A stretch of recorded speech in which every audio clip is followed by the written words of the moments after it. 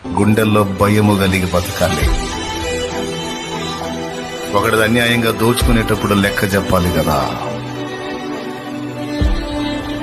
ఒకటి కడుపు కొట్టేటప్పుడు లెక్క చెప్పాలి కదా నేను దేవుడికి. ఒకటి వస్తువుని ఆశించేటప్పుడు లెక్క చెప్పాలి కదా దేవుడికి. పడతన్నారులే మాటలని నోరు తెరిచి అన్యాయంగా ఎట్టబడితట్ట మాట్లాడితే అడుగుతాడు కదా లెక్కనే. గుండెల్లో భయం కలిగి బతకాలి. కొంతమందికి లెక్క ఉండదు, లెక్క లేకుండా బతుకుతూ ఉంటారు, లెక్క లేకుండా మాట్లాడతారు, లెక్క లేకుండా ప్రవర్తిస్తారు. వాళ్ళు సాగుతుంది కదని ఏవి సాగించుకున్నా సాగించుకుంటారు కొన్ని బతుకులు. ఇక్కడ ఉన్నంత వరకు నోరు తెరవడం. ఎవరు జడ్జి? అక్కడ ఒక్కోడుగా ఆడుంటది. అబద్ధాలు మాట్లాడి దారుణాలు చేసి జీవితాలని నాశనం చేసేటువంటి వ్యక్తులు,